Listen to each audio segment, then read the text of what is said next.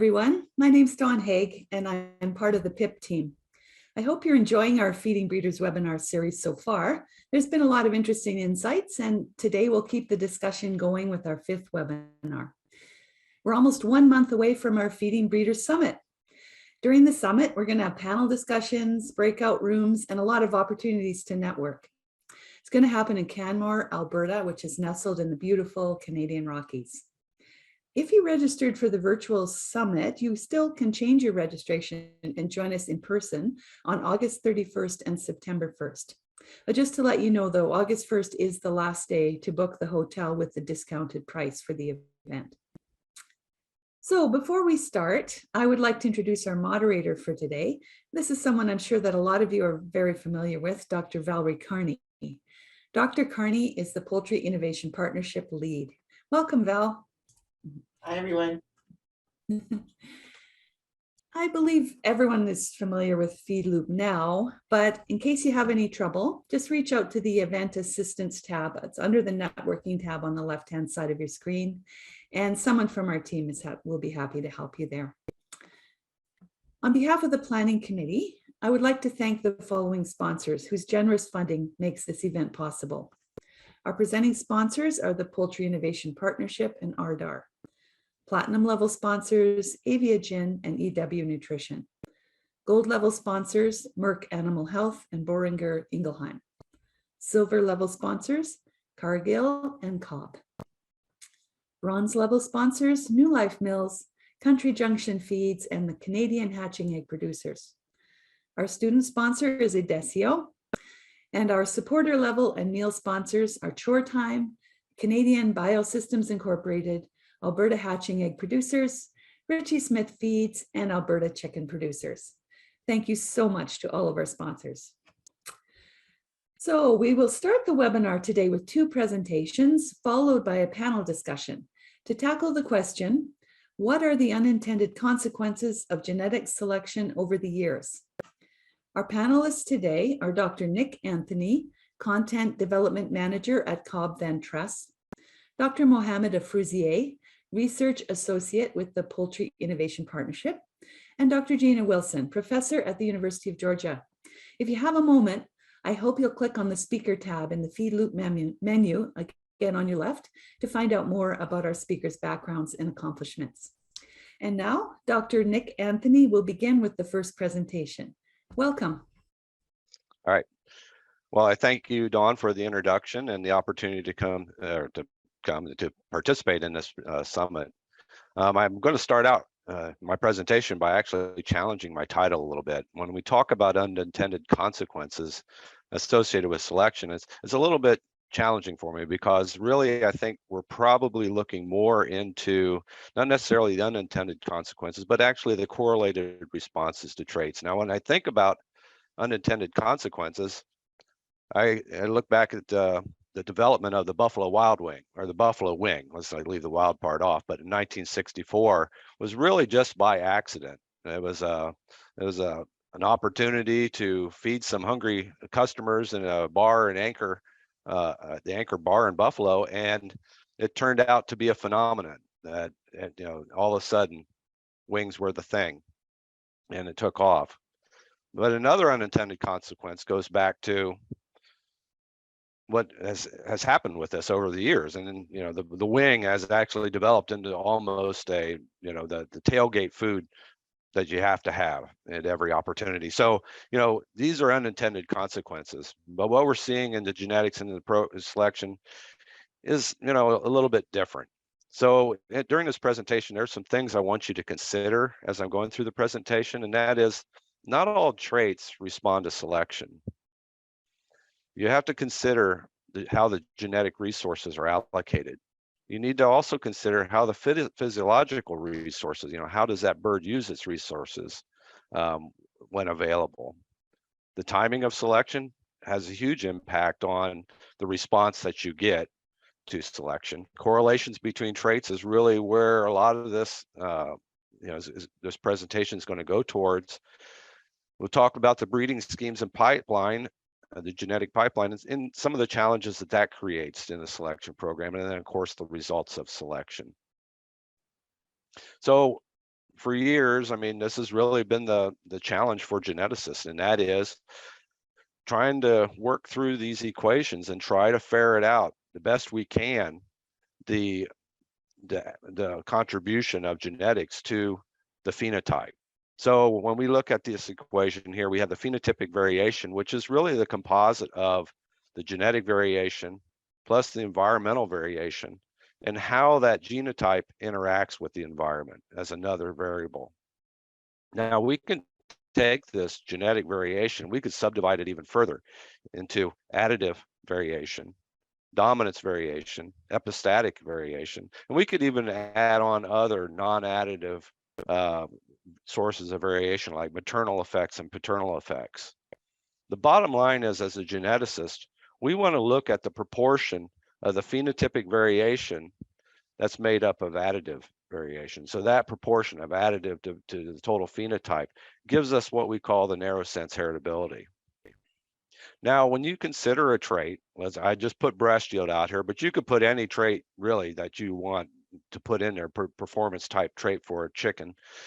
And you can see that there are so many factors that contribute to that influence its expression.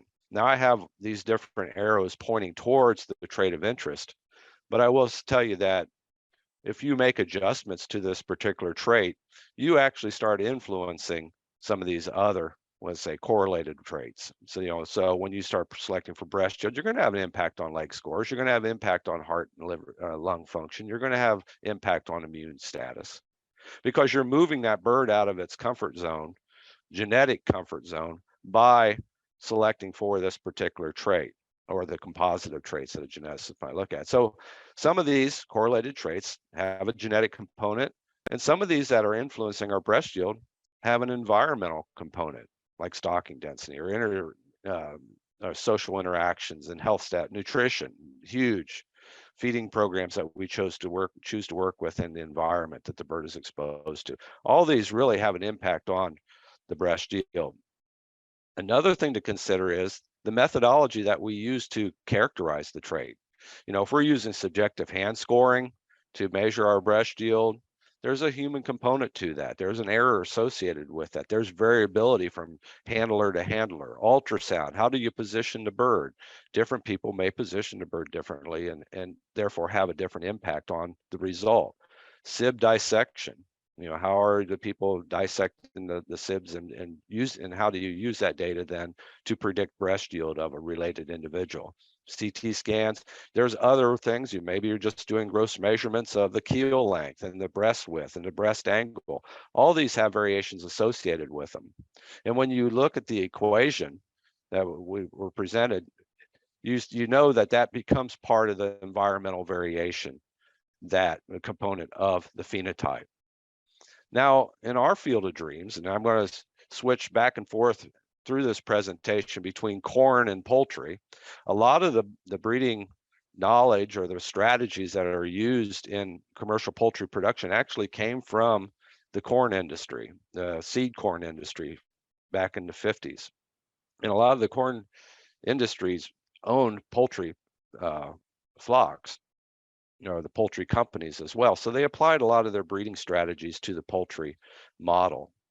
Now, when you look at this cornfield, I mean, it would be desirable if you're planting a certain variety out in the field that everything be very uniform. Everything is maturing at the same time. Everything is happening consistently across the whole field. And that's what we would like to see in a broiler operation. That's what we would like to see in a broiler breeder operation. Uniformity is key to managing a successful flock. And that's one thing that we have to keep in mind as we go through this presentation. Unfortunately, there's reality, and there are things that happen that start to interfere with how this trait expresses its genetics. In this case, we have wet areas in this field, and you see that this particular variety of corn is growing. You can see it's got some yellowing going on here as compared to the same variety being grown in other parts of the field. In our area, we're seeing a bit of a drought condition, and there's a lot of drought over in the west as well. And you start seeing that, in this particular case, the germination of the corn is hampered by the environment. And you see some corn has developed and some haven't. So when you start looking at this environmental influence and the genetics as it interacts with the environment, because some of these corn, there is genetic variation within a variety as well. So you have to consider how that product does within the environment as well. So just simplify this. We may have two varieties of corn. Again, we'll stay there since we're talking about soil fertility. In a low fertility situation, variety A outperforms variety B. If we go to a high fertility situation, we still see that variety A outperforms variety B. And in this particular case, there's no interaction between the two varieties as for the genotype by environment interaction. When we look at another example, in a low fertility environment, variety A again outperforms variety B. But when exposed to a high soil fertility environment, you see that variety A starts to fade. It still does better than it does in a low fertility environment, but it's not as recover as well as what variety B did. And this is something that in the poultry breeder component that I want you to consider is that, this could just as easily be two breeds of chickens, and you're dealing with different locations in the world or different regions of the world, Europe versus South America versus the US versus, the Canadian markets. And, the question is, the environments are quite different. Will those breeds perform the same in all those, consistently across the environments, or will you see this genotype by environment? And therefore your selection of product that you grow in that area, needs to be considered. So again, we come back to these equations and you see that really what we're focusing on is going after this VA, the additive genetic variation, because that's really what we can move as a particular trait. We want to get a hold of that. So when we look at some of the heritabilities that were, these would be narrow sense heritabilities for traits, and these are just accumulation of traits. And really the purpose of this is to show that traits that typically happen late in life, which would be fertility, hatchability, viability, livability, these different traits tend to be lowly heritable. And when you think about it, it makes sense, because lowly heritable traits, that are associated with reproductive efficiency or fitness don't really get expressed, have all that opportunity for environment to interfere with its expression. Whereas traits like body weight, shank length, body depth, and those are measured within a short period of time, perhaps in a broiler, and the environmental influences opportunity for environmental influences is reduced for those particular traits. You can see this in this oil production in corn. We'll come back to corn again. This base population started with a percent oil content of about 4.5. Now, when I talk about the selection response, this trait has a heritability, let's say around 0.32. But when you move this trait, it's not, if you do divergent selection, you see the response isn't the same both directions. Well, we started at 4.5 and we reached by 70 generations or so, or before this population went extinct, we reached a physiological barrier for oil production. Okay, you couldn't go below 0 and that seed be viable. Whereas in the upward direction, a tremendous response. Now, when you're thinking about populations and genetics and the base population that you're working with, you have to consider where you're starting and how much variability you have associated with that. If we would have started with this base population with a percentage oil at 10, perhaps, and coming out to here, we would have seen that we would have been able to get beyond 80 generations before we reached that physiological limit on the downward side. And maybe we would have seen that there is a physiological limit to adding oil to the seed on the upward direction. So again, understanding what you have available to work with is really important when working with these populations. So just briefly, evolution of the breeding program in the 50s and 60s, really the target was live weight. When you select for live weight, you basically have the opportunity to pick the birds that are the largest and move on. Well, that's basically a composite of a bunch of traits. You got the skeletal weight, you got the skin weight, you got feather weight, you got the muscle weight, whether it be dark or white meat, you have the GI tract as well, plus fat depots. So everything that goes into the weight of the bird is what you're targeting with that type of selection. And Paul Siegel did this for a long period of time, and he's selected in this particular image is after 40 generations. I believe he's into the 60s plus generations now. But this is just straight divergent selection for 8-week body weight in chickens. And both these chickens are 8 weeks of age. And you show that he had, really good response in the upward direction. He had good response in the downward direction, but in this particular line, he has reached physiological limits. But the point is that you look at this chicken, it has the body weight, but it doesn't have what we would consider to be desirable conformation, breast yield, and proportionate white meat to dark meat and feed conversion and those types of things are all influenced. But again, wouldn't be what you consider to be desirable for an 8-week bird. But the nice thing about this is that when you make the selection for the single trait, like Dr. Siegel did with, for 8-week body weight, you start to expose some of the, what I would call correlated responses. So as you squeeze that trait, you see some of the challenges that may come out.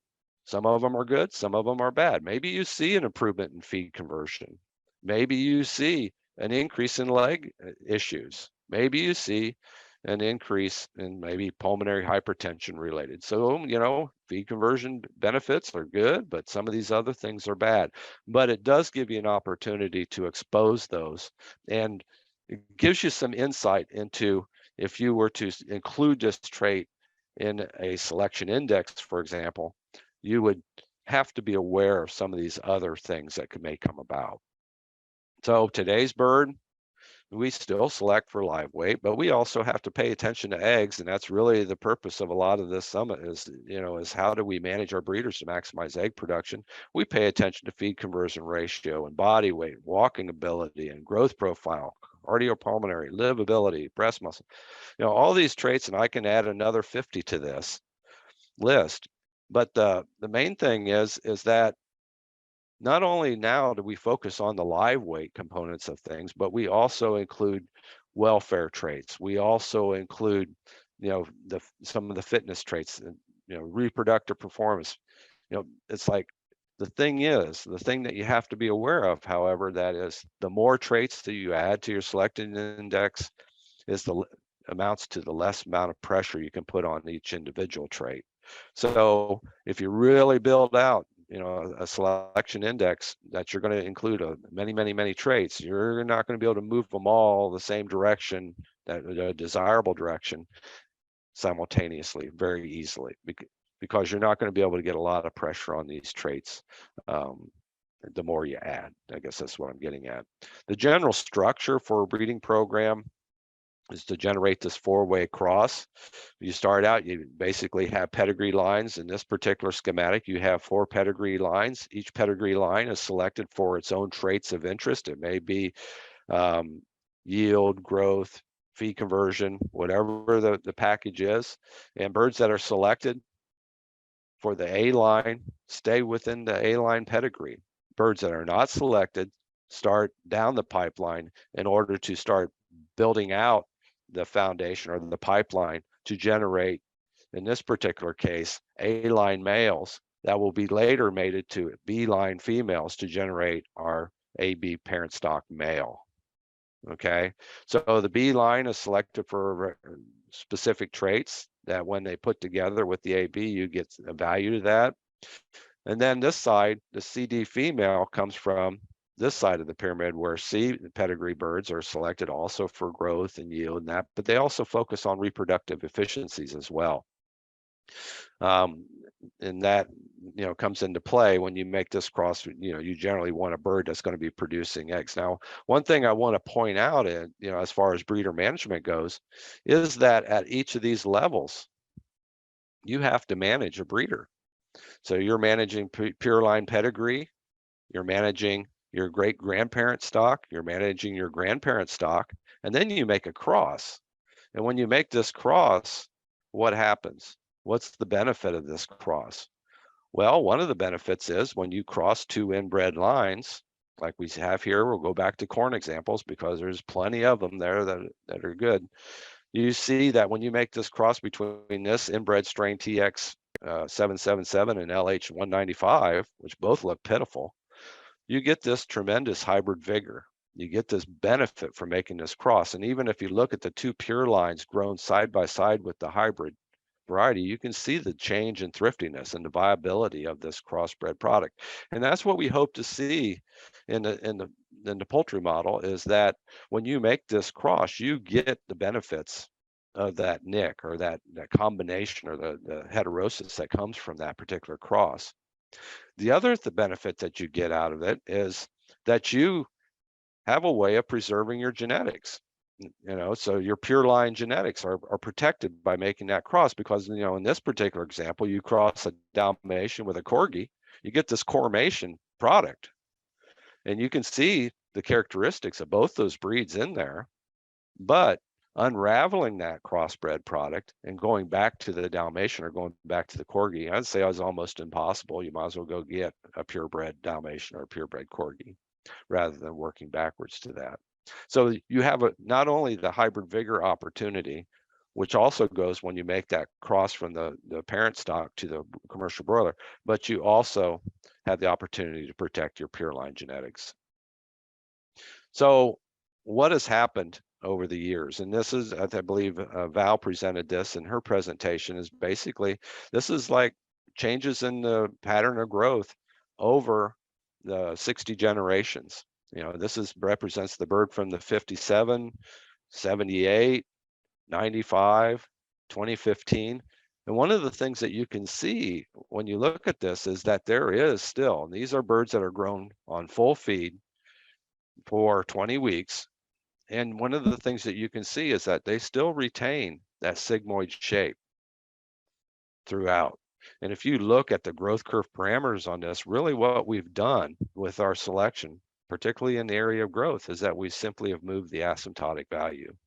Now, when we manage a breeder, we're really trying to focus on a body weight that's right here in this range. And you look at how the bird has changed over time with regard to asymptotic growth. You start asking the question, how do we pull this bird down when we have so much growth potential to manage? Here we're trying to keep it here. And then the other thing I want you to think about as we look at this and some of the next images is, do we need to try to retain some of these physiological characteristics of the growth curve, for example? Do we need to keep this sigmoid shape while we're managing the bird? Because are there stimulatory cues that bird's picking up on as we go through the growth curve of the bird?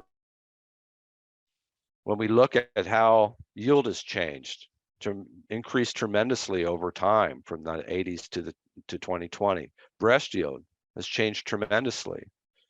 One thing that's interesting, and that's becoming more of an issue, and I believe in the last week's webinar talk, percent fat is becoming more and more of an issue because it's on the decline. And that's, again, a correlated response to some of the selection for improved feed conversion ratio. So now we have a bird that's producing a tremendous amount of protein, minimal amount of carcass fat, and doing it on less groceries. So it's a dynamic that we have to be aware of as we start to figure out how we want to approach the management of our breeders of the future. We really, this is again an example of birds, cross sections of birds at 60 days of age, from 1956, 95, 2015, and current. And again, you can see these birds are being more and more programmed to generate protein at the expense of carcass fat with more efficiency, which is what we have here. And really, when we manage a breeder, we're going to want that bird to be between these two conformations. We can't have a breeder that's carrying this much muscle mass. So to really simplify and boil things down a little bit, I ran across this graph and this figure in a picture or in a paper by Rawl and co-workers in 2008, and Huber 2017, I believe this image came from, but he took it from this particular manuscript, so give credit to both. But it's very simplified. You have a certain amount of feed coming in. Okay, let's consider a full fed situation. You have feed coming in, the digestive capacity of that, and the ability to absorb those nutrients. So you got a lot of things involved here. The microbiome, you have the gut lining, those types of characteristics that allow for the absorption to occur. The bottom line is when that material gets into the body of the bird in a usable form, the bird's going to normally would allocate in priority the maintenance cost. And then if you can maintain what's already there, then there's opportunity for the growth potential. And the thing you got to keep in mind there is that if the bird is growing, then the maintenance goes up. So you got kind of this back and forth ratcheting thing going on here with the resources that are available. And then in a full fed situation, of course, you can produce all that muscle mass, and the bird's still young enough, any excess then can go into abdominal tissue.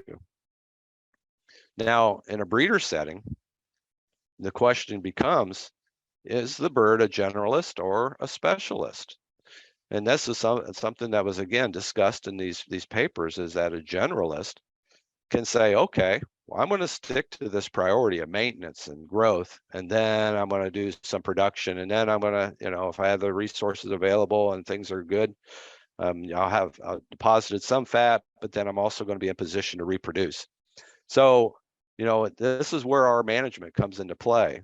Now, a generalist is going to, prioritize maintenance, growth, production, and then the reproduction pieces on a restricted diet in this particular order.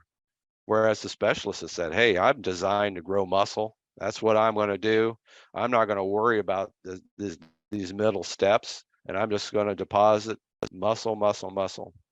So that's the specialist. And now the question is, these birds are both present in populations, and the question is, how can we separate out the generalists that are able to produce a broiler on full feed that is, a very nice product, versus one that wants to just produce the protein, the breast meat, regardless of if they're full fed or fasted.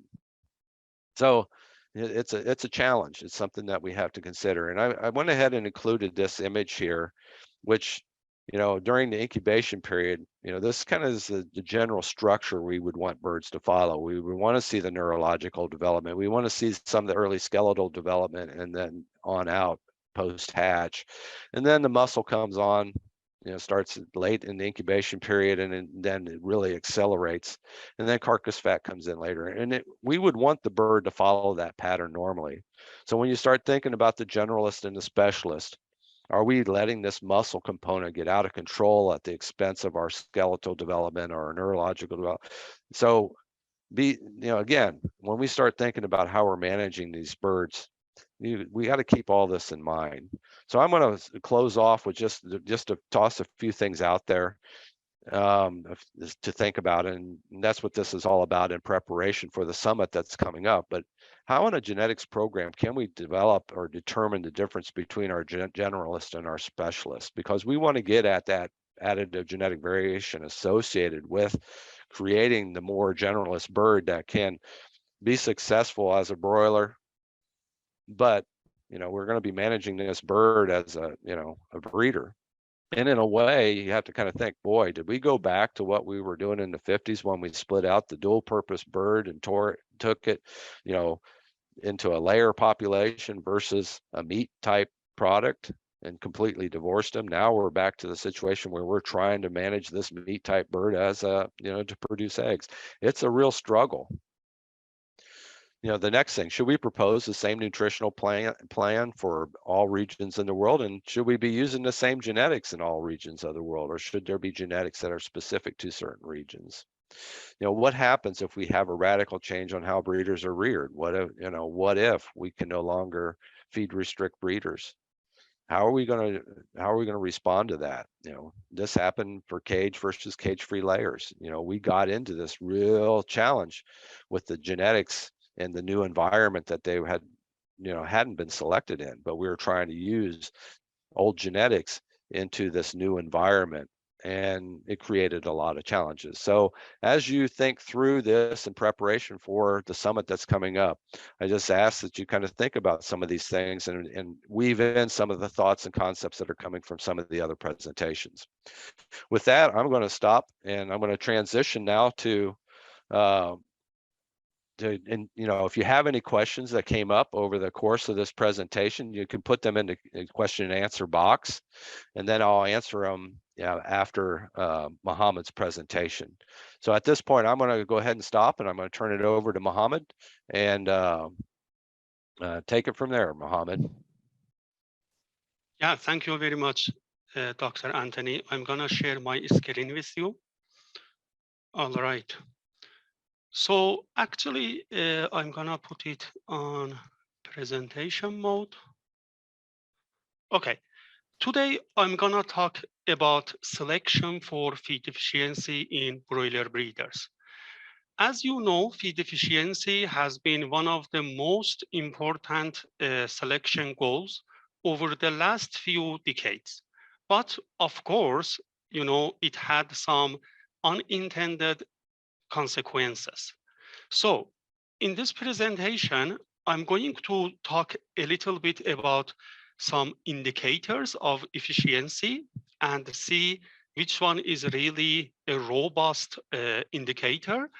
And then I will talk a little bit about unintended consequences of selection for efficiency and the problems that has been created.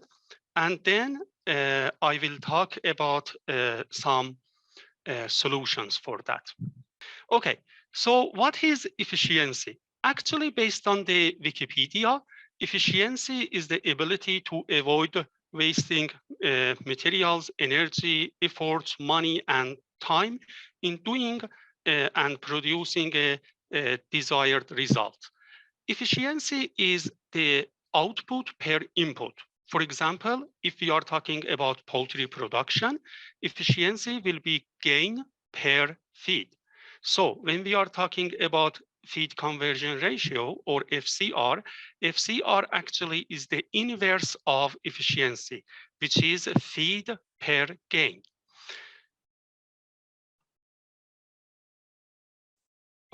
Okay. So we do have three different indicators of efficiency in poultry production. The first one was FCR. The second one, residual feed intake. And the more robust one is residual heat production. So let's talk about residual feed intake. Actually, when we are talking about residual feed intake, first we need to understand the metabolizable energy intake. So it is feed intake times by dietary energy. In fact, metabolizable energy intake is the function of maintenance, growth, and production. But we do have an error term over there, which is RFI or residual feed intake. In fact, if we rewrite this equation, RFI will be metabolizable energy intake minus maintenance, growth, and production, which is the difference between observed ME intake and predicted ME intake. And I'll talk about pros and cons of each feed efficiency indicators later on. So as I mentioned, the most robust one is residual heat production. Actually, residual heat production is the residual of linear relationship between metabolizable energy intake and heat production, or let's say maintenance requirement. And I will talk about this later on when I'm talking about the solutions for the problems that has been created as a result of selection for efficiency. So let's have a quick look at the pros and cons of feed efficiency indicators. FCR is the simplest method. As Dr. Anthony mentioned, feed conversion is a method to measure efficiency. But in fact, when we are talking about FCR, it's a two-way road. In fact, we are dealing with gain, or let's say production, performance, and feed intake. So when we are going to decrease feed conversion ratio, should we increase performance or should we reduce feed intake? It's a question. So it's a two-way road. That's why it's not a really robust method to measure efficiency. And in fact, FCR does not account for variability in maintenance requirements, which is caused by increase in age and body weight. And also, it can be biased by the environmental factors that can affect maintenance requirements. Then we have residual feed intake. Residual feed intake can account for variability in maintenance requirements caused by the increase in age and body weight. But again, it's not the perfect one. And as you can see here, it cannot account for heat increment of feeding level. Because if we have bigger bird, so her feed intake is higher, in fact, the heat increment will be higher, and it can affect the efficiency. And residual feed intake cannot account for that. That's why we are moving to a better indicator called RHP, or residual heat production. In fact, residual heat production enables animal nutritionists to match energy supply with energy requirements, which leads us to a sustainable production. And when we are talking about, selection for efficiency, we really need to pay attention, to the indicator of efficiency, and we really need to pick the robust one, which is RHP, and not simply, talk about FCR. All right. In one of our recently published papers, we have talked about selection pressure on feed efficiency. Actually, in this paper, we compared 4 different strains from 1957, 1978, 1995, and 2015.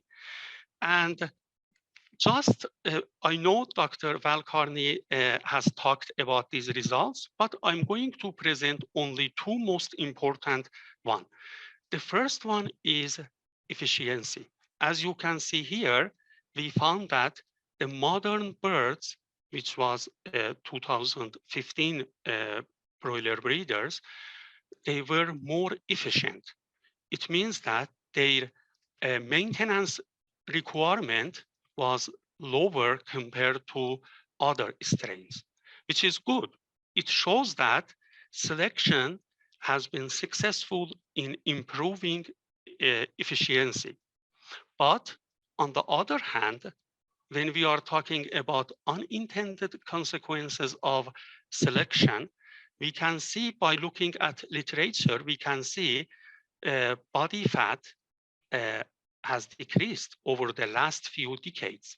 And as you know, body fat is important for sexual maturity. And what's the reason for this? Actually, the main reason is intensive feed restriction that has happened over the last few decades. If we look at target body weight of broiler breeders and compare it with their progeny, we can see there is an increasing gap. So it can create welfare concerns, and also our birds, our modern birds, do not have sufficient fat reserves for sexual maturation. That's why they might suffer from poor reproduction performance. And also, we can conclude that the breeder recommended growth pattern is suboptimal in some cases.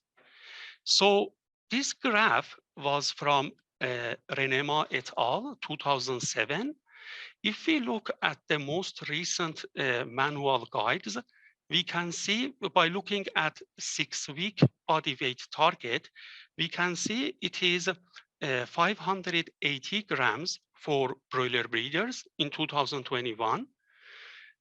And for their progeny, it is around 2.5 kilo. It means that this gap is again increasing, and it shows that something is wrong.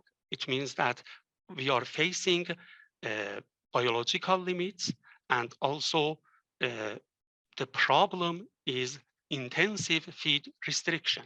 So what's the solution? One of the solutions is to increase target body weight.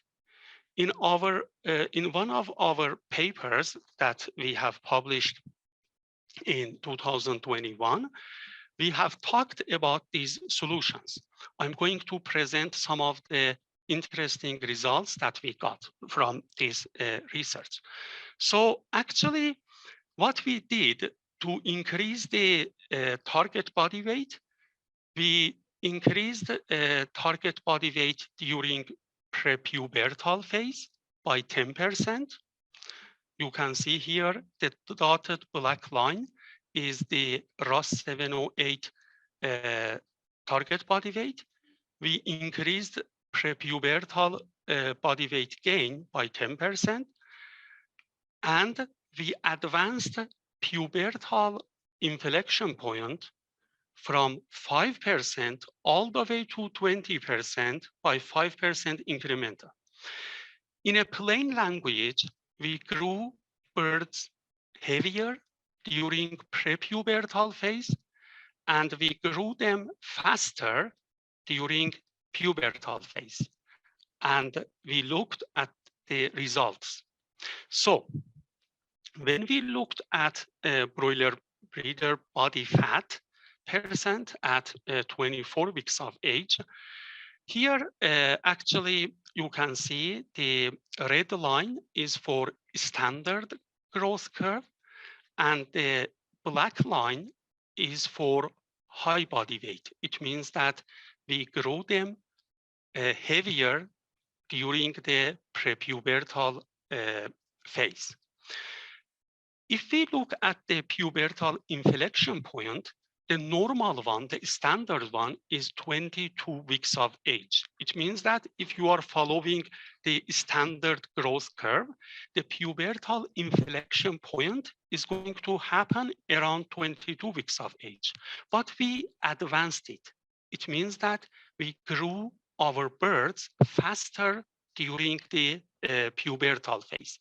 So we advanced it from 22 weeks of age all the way to 18 weeks of age. And we looked at the results. And as you can see here, by advancing pubertal phase inflection point, for each week that we advanced it, actually body fat increased by 0.38% in standard growth curve, and also it increased by 0.53% at the high growth curve. It means that the birds that we grew them heavier. So it shows that by increasing target body weight, we can increase body fat percent. Also, we looked at age at first egg, and as an average, age at first egg was 175 days of age, or let's say 25 weeks of age. It was the average age at first egg.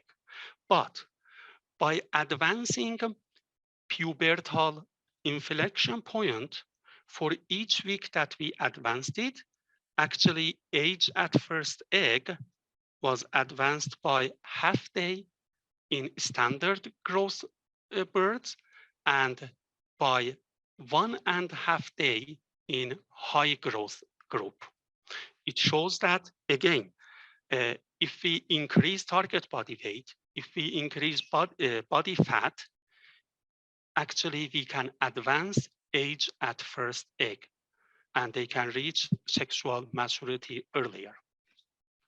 But the most important and most interesting results that we got, it was about egg production, settable egg production until 42 weeks of age, because we continued our trial until 42 weeks of age. Here is an interesting result. If you look at a red line, which is standard group, you can see by advancing pubertal phase, actually they decreased egg production. For every week that we advanced pubertal phase, they decreased egg production by 0.27 egg per day. But in case of a high body weight group, we can see by advancing a pubertal phase, or let's say by growing them faster, they increased egg production. So it's an important lesson that we can get from this trial. It means that if you are growing your birds based on standard growth curve during prepubertal phase, you should not grow them faster during the pubertal phase, because their body actually is not ready to take that advancement in a pubertal inflection point. But if you are growing your birds heavier during prepubertal phase, then you can grow them faster during pubertal phase as well. And by that, they will increase egg production. So I talked about feed efficiency. We looked at our birds' feed efficiency. Here in this graph, you can see the red dots are for high growth and the blue ones are for standard growth. And this graph shows us actually our standard body weight group was more efficient compared to the high body weight group. Even though, high body weight group had more egg production, but they were less efficient. But it's not enough. We are going to look at money and see which one is really more profitable. So here, I'm going to rename our growth curves. And for ROS 708 target body weight, I'm going to call it scenario 1, growth scenario 1. And as we going up, I'm going to call them scenario 2, scenario 3, all the way to scenario 10. So scenario 10 is the highest growth curve. So we did a partial budget analysis, and what we found was that actually here again, the orange line is for standard body weight group, and the blue one is for high body weight group. As you can see, the most profitable growth curves were scenario 9 and scenario 10. It means that if we grew our birds heavier during prepubertal phase, and then we grow them faster during pubertal phase, we are going to get more benefit out of it. But again, if you are going to grow your birds based on standard growth curve during the prepubertal phase, we would recommend that you should not grow them faster during pubertal phase, because it's going to decrease your profit. Why? Because they decrease their egg production, as we discussed. So scenario 9 and scenario 10. Scenario 9, increasing prepubertal body weight gain by 10% and advancing the pubertal growth phase by 15%.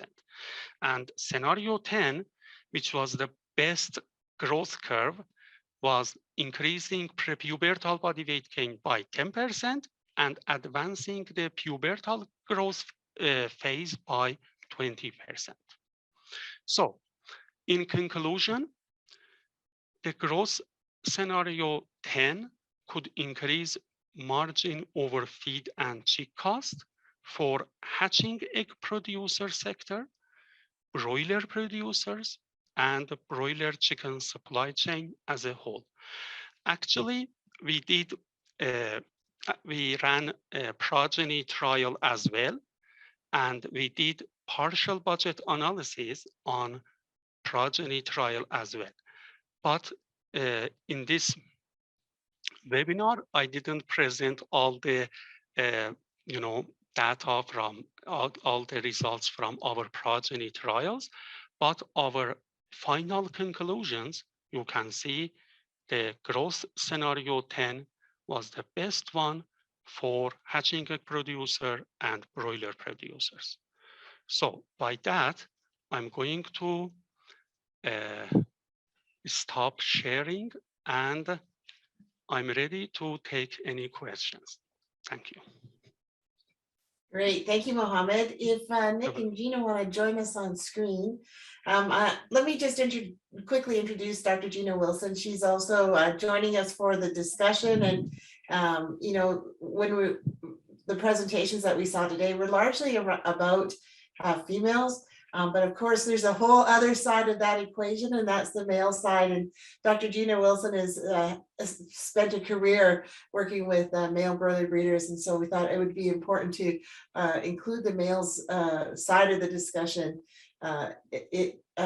in this topic. So thank you, Gina, for joining us, and thank you, Nick and Mohammed, for your presentations.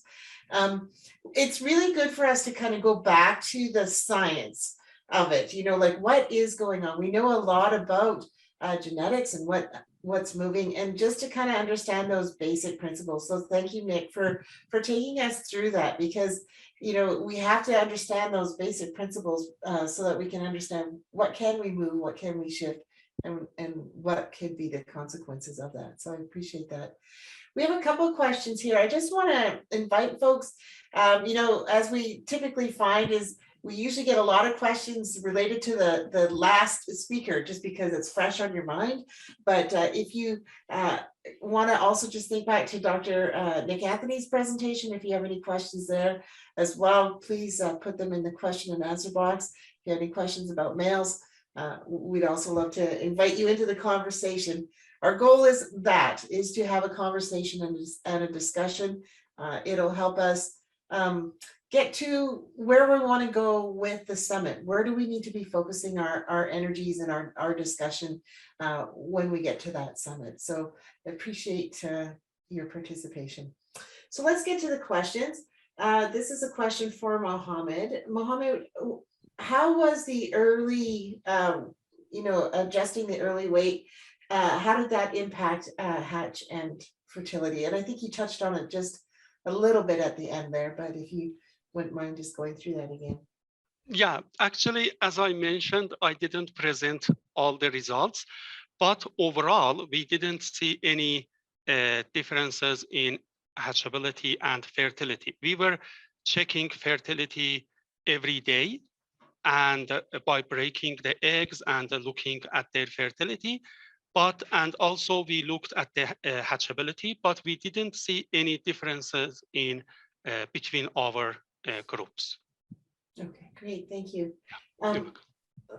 another question, we talk a lot about when they come into production and start laying eggs, but really where the challenges often lie are at the end, through persistency. And so there's a question here that says, we want to keep our birds to 58 or 60 weeks. And it's after about that 50 weeks that producers begin to see that fall in production. And so if you had any comment about, how you've altered those growth curves and perhaps how persistency might look.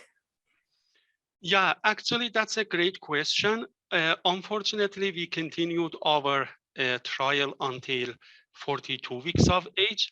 But for sure, looking at persistency, especially after 50 weeks of age, will be really interesting. And based on my information, Dr. Zudihov's group is working on that, and I think they will present more data about persistency as well. But in our trial, unfortunately, we just continued until 42 weeks of age.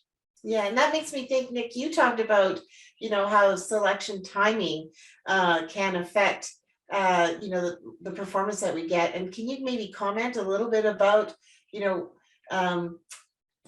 the efforts that are put into or what it is about our selection programs that might contribute to challenges out at that late end of the production cycle?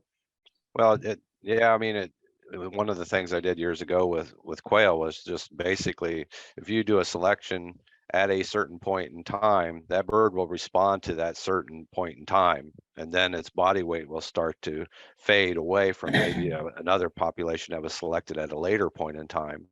So, it comes down to what are you selecting for when you pick that selection age. One of the challenges, of course, in the breeding program is recovering birds that have been selected, let's say at 60 days or at 50 days or whatever, and those birds are grown full out, and then you try to manage them back into production. So I mean, that broilerization process is a big deal. So but you have to have that timing of selection in order to get the product that you want, to grow at the rate or for the traits that you are picking on. So, which makes me think, when those breeders in the selection program are broilerized, and what Mohammed is so for those first 6 weeks or whatever, they've got full access to feed. So what Mohammed is talking about is maybe a little bit closer to that comfort zone that they're used to, where they've got increased feed in those early weeks. Well, that's one of the things that, when I looked at Mohammed's presentation just now, I mean, it impressed me. And it's one of the things I mentioned in my talk is that there appears to be a need to conserve that shape of the growth curve. And in that sigmoid shape that he was presenting in this, allows for that bird to get continued increases in feed, whatever that may be, and allow that bird to continue to grow rather than manage it, almost in a broilerized fashion. And, so, there are some dynamics there that I think the bird needs in order to say, hey, it's time to sexually mature. The rate of my growth is starting to decline. I'm reaching my asymptote. And, it happens in nature. About any species you look at has that sigmoid shape. And you look at a lot of the feeding patterns that are in the guides and supplements, and they're pretty linear. They're linear growth that right on in through sexual maturity. And the question is, do they need to have a physiological cue that says, hey, it's time to mature? And I don't know, Gina, if you see that with males as well, I was curious about that. Absolutely. I mean, the total linear feed pattern is usually not good for males. We end up, once they're in the breeder house, they usually get more feed increases. Some of it is not intended, but it's because they can compete with the females in her trough, and they will often get a bump in nutrient intake there that usually helps mature, particularly the low end males that come to the hen house. So that is usually, some of it is a is a good thing. The problem, as we all know, is when we can't control it. And I spend a lot of time working on methods of trying to help people control this maturing rooster's body weight. Right. So, Or feed intake. yeah, absolutely. It's Yeah. the excess feed intake that results in, as we all know, excessive breast flushing. And as do I get to ask, well, make some Yes, comments here? Please, yes, go ahead. Go ahead. Yeah, absolutely. I mean, one of my areas of interest, I mean, as you both have very eloquently laid out for us, we the geneticists have done a fabulous job promoting breast meat deposition and meat deposition in general. But from the broiler breeders side, parent level, the issue we have is, excess breast flushing. And the consequence of that, of course, is low fertility. And as we've all alluded to, post 50 weeks of age, and in some groups earlier than that, we are seeing dramatic declines in fertility. And my question, and a lot of folks' questions, are what are we going to do about that? How are we going to manage our way out of that situation? Because we have the birds we have to work with. That's not going to change. It'll probably only become more challenging. And the differences in fertility, Gina, I think you've done this work where you've looked at, is it a difference related to the actual semen production, or is it a difference related to completed matings and libido and that type of thing? Absolutely. I mean, we do have some body weight uniformity issues caused by, the tremendous genetic potential. And some birds don't get the feed intake and are kind of left out of the game. But yeah, it's not semen quality as much as it is the ability to complete the mating. Yeah. So Yeah. as long as we stick with natural mating, we have some real challenges in maintaining fertility. Yeah, that sexual performance side of things, for sure. What strikes me, there's another question here, and I'm going to get to it, but what strikes me as we're going through these talks is, we talk about body weight, we talk about feed conversion, but really those are easily measured things, but the things that are moving are body composition and heat production. And so it makes me wonder, like, are we measuring the right things? And maybe they are being measured. I don't know. I'm not in those breeding programs, but do we just talk about them generally because we understand them? We talk about body weight and talk about feed conversion because those are things that people can understand and easily measure. But are they the traits that truly are being the phenotypes that should be measured or are being measured to help understand what's going on in these birds? Just saying. No, I agree with that. I mean, it's what is that bird doing with the nutrients that it consumes, and how is it allocating them across the body? And if I had more time, I get into some of the resource allocation components. But again, that goes back to how heavily restricted are the birds, and what point in their life cycle are they, and and that changes over time. So the feeding programs, they have to be able to pick up on those changes. One of the things I go back to what Gina's saying about the breast deposition, I just wonder, is there more nutritional activity necessary in order to manage that bird so it doesn't deposit as much of that breast muscle, whether it's the energy to protein relationships and that, I don't know. I mean, I'm not a nutritionist, but that is certainly something that, can we manage it that way a little bit better than what we have been? I don't know. Yeah, it's interesting. A theme that's kind of been running through a number of talks, we had Dr.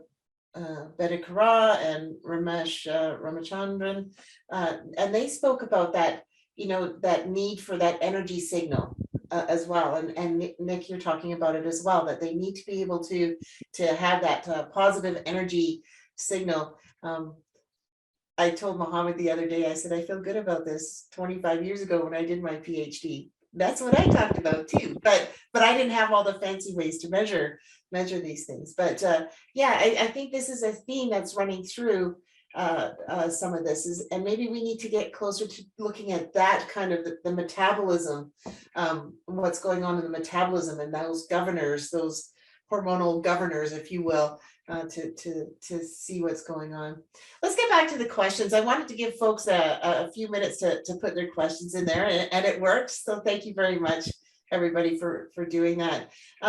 There's a question here that says, Mohammed, did you see any differences in feathering between the 10 different growth curves that you presented? Actually, yeah, we didn't measure feathering score, but it's really important, especially if we measure that, you know, we can see, we can explain the differences in maintenance requirement, because those birds that have different feathering scores, they will have different maintenance requirements as well.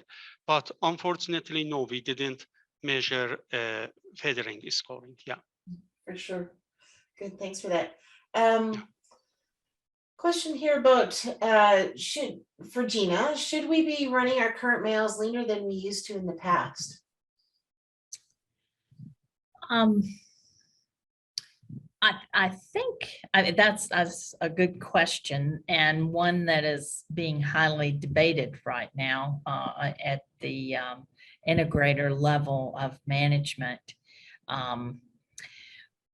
I think that we need to raise and maintain our roosters on probably a little higher plane of nutrition than we have in the past, but perhaps not as high as some might suggest or recommend. I think we still have to use our management skills and feeding programs and our nutritional opportunities to manage that breast meat. Yeah, so the question is, should they be leaner? Like when I think lean, that means fat to me. So I'm like, they're not really fat anyways. No, they carry very, very little fat.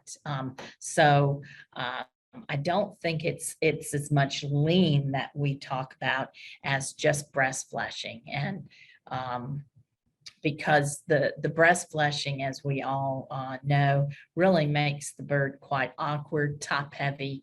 Their center of gravity is off. And so in completing the mating, it's a lot more difficult. They still have functional testes producing semen. They just don't have the ability to complete the mating. And so I think we have to work through our nutrition and management plans to try to curb that. So with that, I'm probably I am suggesting male diets. Yeah, I sense that's where you're going. The time has come for separate male diets to be able to curb this. You know, just restricting overall intake is no longer enough. Right, we've got to look more closely at the nutrients and the amino acid profile, and that's right. Yeah, that's right. For sure. I appreciate that. Let's see. Mohammed, would you expect to see similar benefits of heavier body weights with all breeds or only the Ross 708? Great question. Yeah, that's a great question. So I think we really need to, you know, run some experiments on other breeds as well. But based on my experience and based on our conversation with people who are working with other breeds, I think there is need to, you know, manipulate the growth curve and improve it, because one of the most important reasons that maybe we cannot reach that potential for great performance is related to growth curve. It means that we need to optimize the growth curve, especially by looking at different phases. For example, prepubertal phase, pubertal phase, and post-pubertal phase. It's really important to, divide growth curve to different phases, and then manipulate each phases and look at the results. Yeah, but do you think it would be different? I hear you, but I'm wondering, maybe Dr. Anthony, you can talk about this. Do you expect that there will be different breed responses? Yeah, for sure. Dr. Anthony works with, Cobb, and for sure he can comment on that. Well, I mean, my expectation would be just what simply, in those equations I presented, I mean, this would be a genotype by environment interaction, the environment being the nutrient profile or the growth curve of the bird. So I would expect that, different lines would respond differently, and maybe more positive than what you're seeing. It may be, may be damaging. But in general, I go back to, I feel like a lot of the feeding programs are very linear, and they drive right past onset of lay. And I still think that part of what you're seeing in the work that you're doing is that you are actually giving some of the stimulatory cues by the shape of the growth curve that you're providing in those studies, and the bird's thanking you for it. It's responding by, thanks for the extra feed early on during the growth period, because now I needed to bank that so that when I come into production, I can not only come into production but also persist. And that's I think that's really a big part of it. So Great.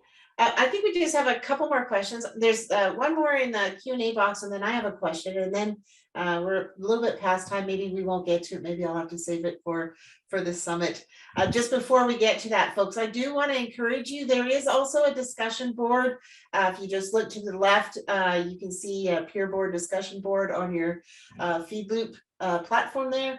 If you have more questions, please, I encourage you to add them there. All of our speakers are aware of that discussion board and prepared to answer those questions. And the discussion that we've had today will be posted on that discussion board in case it triggers another thought for you. So there's a question here again about males, Gina. It says, I know males are expensive, as is rearing them, but might we get to a point where we're better off just simply replacing all of them rather than trying to manage the males as they get older, recognizing that there need to be a cost benefit analysis for sure. Absolutely. I think folks have discussed that over the years, and I don't know anyone who has actually tried it. One of the worries in recent years in my mind, in trying it, is will that older hen, maybe not as well feathered, be very receptive to a young, maybe more aggressive rooster. So I think it's a question of can we keep the feathers on the hens? And if we can, then it may be and may work quite well to just have a second flock. Now, management wise, it would probably be crazy to have a second flock that you introduce. And I'm not sure what our animal welfare overall the read on that would be, but I think it's definitely something that folks have thought of but have not pulled the trigger on. Yeah, that was sort of my, underlying all of this is this theme of sustainability and welfare being one of them. And I think, what would the read be on, removing males who are still at a decent age or whatever. So again, I think that's something that would be good to discuss at the summit. I could see how you could play it from a more positive role than just replacement of them. Right. But again, it would have to be worked Yeah, for sure. considerably to get I there. think it'd be a real challenge getting the old males out of there and introducing the new males, and they reestablishing their peck order. That would probably hurt reproductive performance, just at that activity, I would think. Well, you might do it in phases is what I was Yeah. thinking, is that you would come in and replace in phases, not just come in one day and, you know, Clean 'em do out. the deal. Yeah, it's sort of just tightening up the timeline basically of spiking, rather than doing Yeah. spiking over, Yeah. you know, a long period, you do it over a very shortened Yeah, timeline. that's the way I would see it being handled. Yeah, Yeah. for sure. Yeah, I'm just gonna ask one question, and maybe we don't even have to answer it, but I'm just gonna put it out there. You know, we talked about, I presented how fatness in broiler breeders has really declined over the years. And you know, we see some challenges with egg production, but I think about layer birds, table egg layers. They're lean, very lean birds. They don't have a lot of fat, and yet they are reproductive machines. So what is going on there? And the other thing that's going on, and Nick talked about it, touched on it a little bit, is they also have a lot less muscle. And so I just put that out there as a thought about, you know, what, to follow up what Nick was talking about, that as you shift one thing, other things start to shift as well, and they play together as well, that correlated responses, those types of things. So, you know, I think it's a question not just about fatness, but fatness is maybe an indicator of energy. And, you know, again, we're coming back around to that theme of sort of the energy thermometer in the bird's brain. Like, where am I in a positive state? And is this a good time to go into production? So any last parting thoughts in that regard, and then we'll wrap up the session. I would just say on your question, Val, remember the old saying of set point. Have you reached the right set point? Do you have the right body composition? And obviously a commercial layer and a broiler breeder hen have different set point needs, don't they? Yeah, but are we measuring the right set point? You know, Yeah. like we measured fat, and we measured age, and we measured body weight. And I'm saying maybe there's a different thing that we should be measuring to identify that set point, which might not be so easy. But I'm wondering about things like residual heat production, because that is an indicator of how am I using my nutrients and metabolic state and that type of thing. So Dr. Anthony, Mohammed? Yeah, for sure. I think in our broiler breeder trial, we looked at the blood plasma metabolome as well, and we looked at some metabolites that can stimulate, you know, sexual maturity in birds. I think it's a great idea to look at plasma metabolome of layers as well, because maybe, as you said, in addition to body composition or fat or body weight, something is going there as well in metabolome and those metabolites that they are stimulating the maturity. Yeah, one thing to add to that is, you know, Gina was talking about the set point. You'd have to think, just like everything else that we, you know, talked about in my presentation anyway. I mean, there's going to be genetic variation to that set point. I mean, there's a reason why the layer set point's different than the breeder set point. And within the breeder population, there's going to be variation for that, you know, that set point. So, you know, when we shoot at a growth curve or a feeding profile, we're trying to do the best fit to get that bird to that set point. But we need to also understand that there is variation about that set point. So not everybody's going to be successful in achieving that goal. And that's where the flock uniformity and all that, you know, and hopefully we have predicted a set point the best we can. But again, it's not a perfect situation. I think didn't they find that in the precision feeding where they created this very uniform population and uniformity was perfect but we had variation in how the birds responded to that. They didn't all just track exactly the same because there is variation in that set point.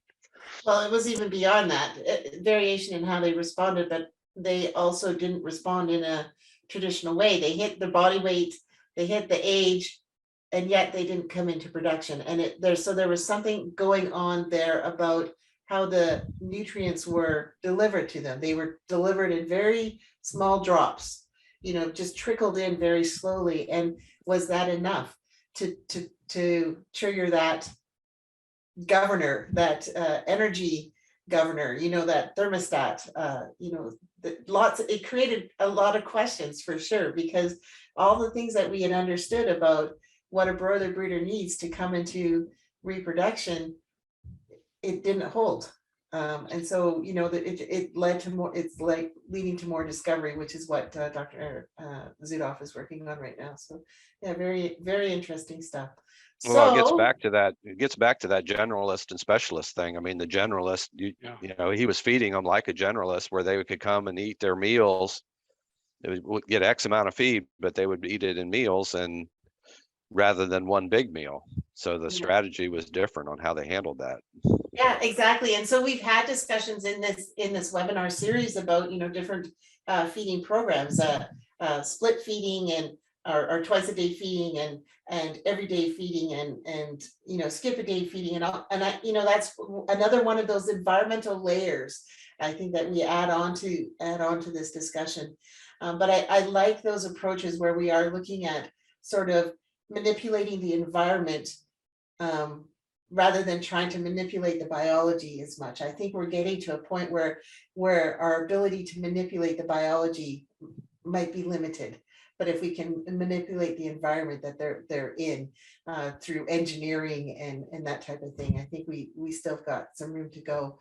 Just one last comment about variation. There's always going to be variation as long as there are selection and breeding programs, because that is the foundation of them. If we don't have that variation, we can't make the progress that we need to be, that we're aiming to make. So variation is a double-edged sword. We need it, but then to manage it, it becomes a bit of a challenge. So, all right. Well, with that, I just thank all of our speakers, and I love this discussion. I thank everybody who held on for the last bit of the discussion, and I invite you again to participate in that discussion board. And even more so, if you are interested in attending the summit, book your hotel as soon as possible. That changes on Monday. The price changes on Monday.